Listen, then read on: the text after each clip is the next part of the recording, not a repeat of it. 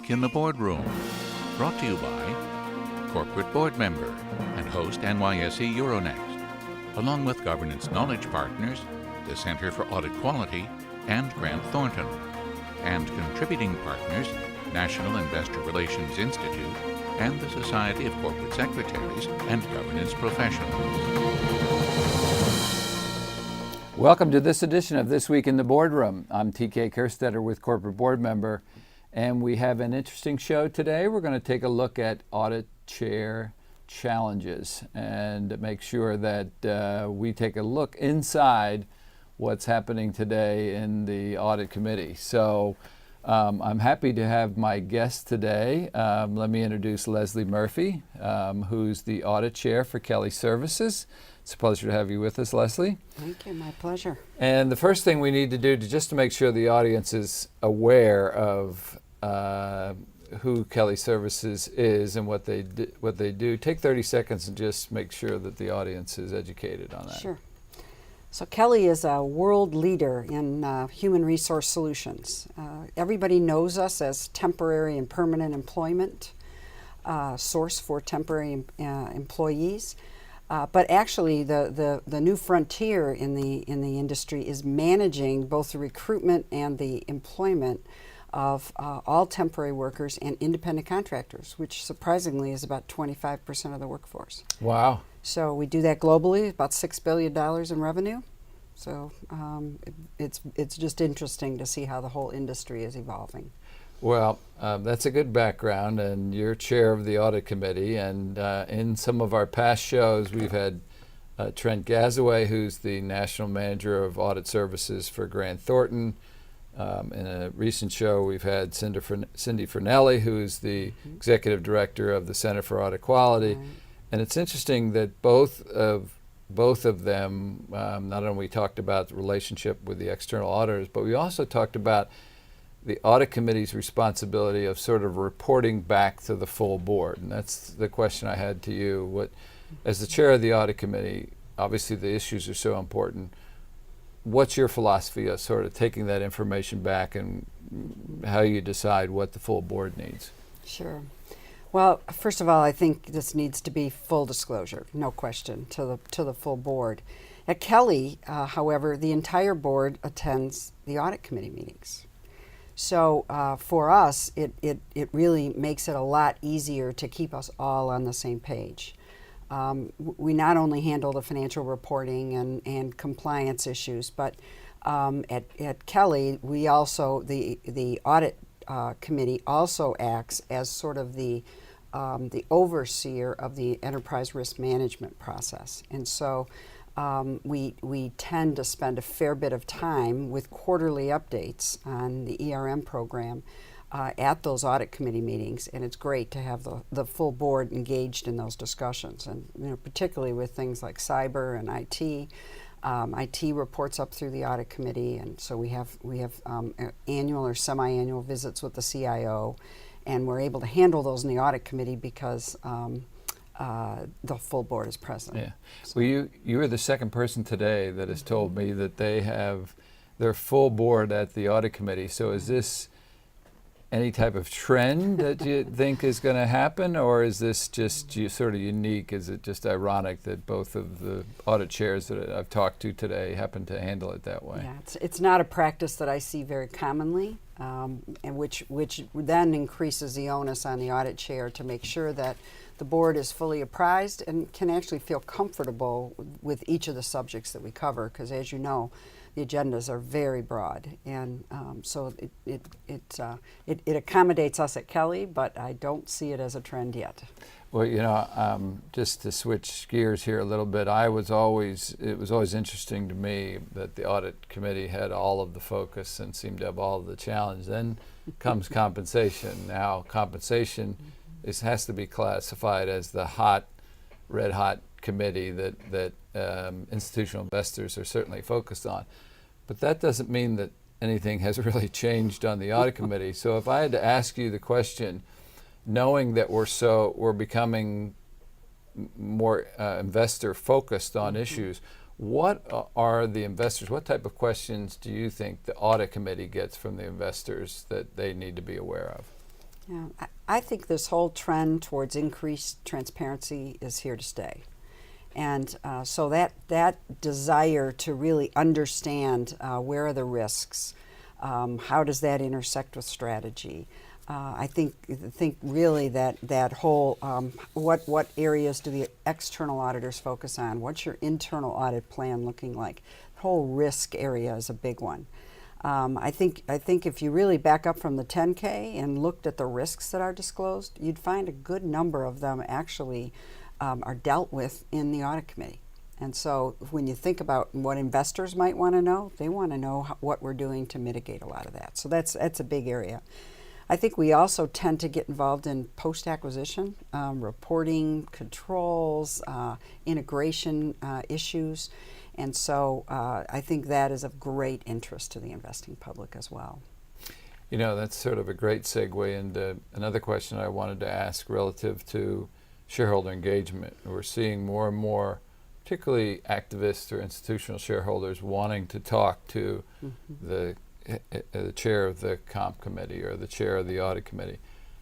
What is sort of, I mean, this is of great debate today, and there's a lot of corporate attorneys that sort of say, don't put yourself out there. Yet, you know, I think a lot of chairs feel that they are comfortable and have the responsibility, since they represent the shareholders, to do that.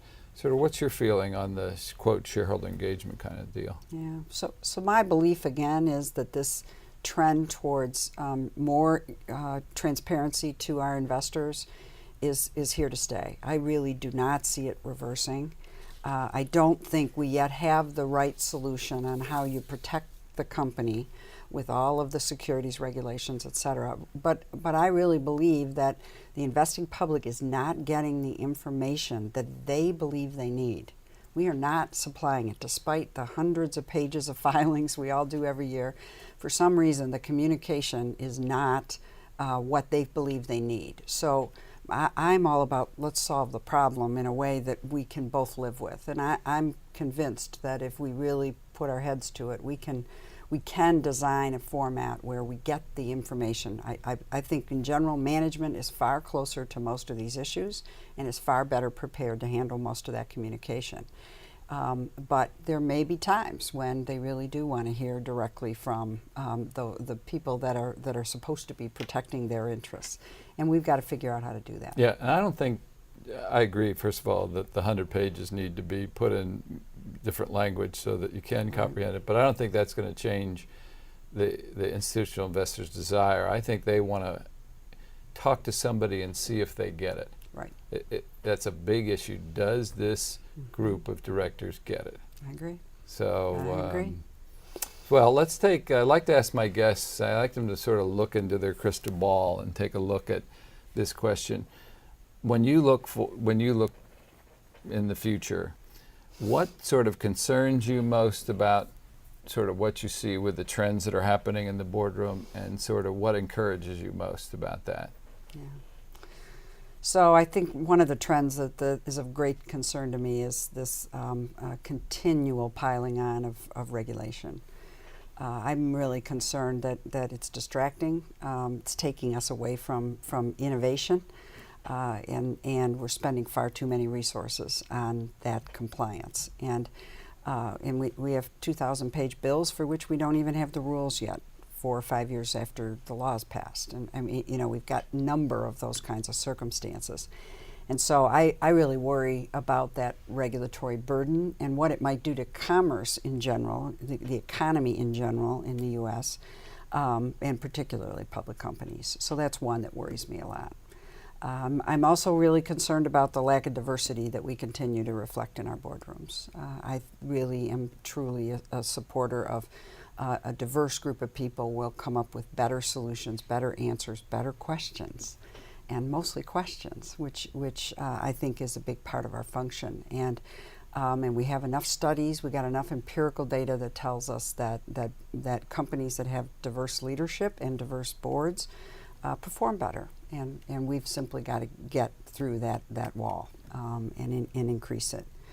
And lastly, I remain concerned about the influence that ISS and rating agencies tend to have on certain companies. And and what actions it might be driving to try to satisfy those kinds of requirements. Again, another not a regulation, but something along those lines, where it's really taking management away from, and board leadership away from really paying attention to moving the business forward. So those would be my concerns, I guess. On the positive side, which I'm a glass half full gal, I really think governance has improved over the last several years. I really think all of the things that we've seen. Sarbanes-Oxley started it. Yes, there was a lot of negatives with how it was rolled out, but I think many will support the fact that it has increased focus on internal control, improved governance, improved the role of audit committees, and so forth. So I really think that as boards, we are functioning better than we were before. We're more engaged and prepared and so forth. So that's great. I really think the shareholder voice, while it can be a huge distraction at times, I understand, I think it's providing some real balance to both management and the board's role, and an important balance. And again, I think we've got to figure out how to satisfy one another's needs and get that solved. And most importantly, I think we just went through the worst recession in the history of this country since the Great Depression, right? And companies, I think, learned a lot through that. And we've come out of it more confident, more cautious in some ways, but more confident.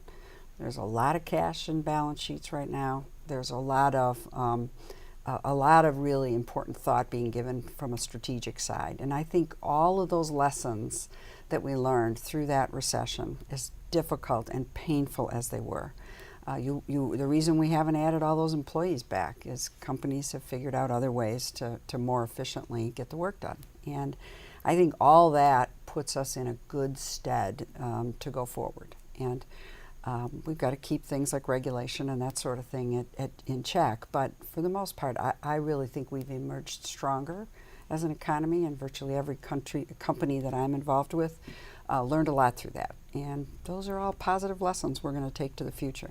Well, I am glad that you saved the things that encourage you for last, because we like to end this show on a very positive note.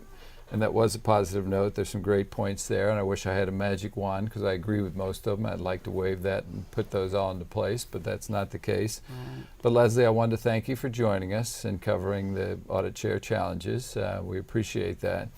And that will conclude this edition of This Week in the Boardroom. We hope you enjoyed today's show.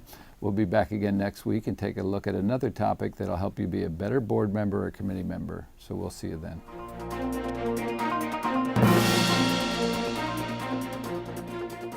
Join us again next week for This Week in the Boardroom, brought to you by Corporate Board Member and host NYSE Euronext, along with Governance Knowledge Partners, the Center for Audit Quality, and Grant Thornton, and contributing partners, National Investor Relations Institute and the Society of Corporate Secretaries and Governance Professionals.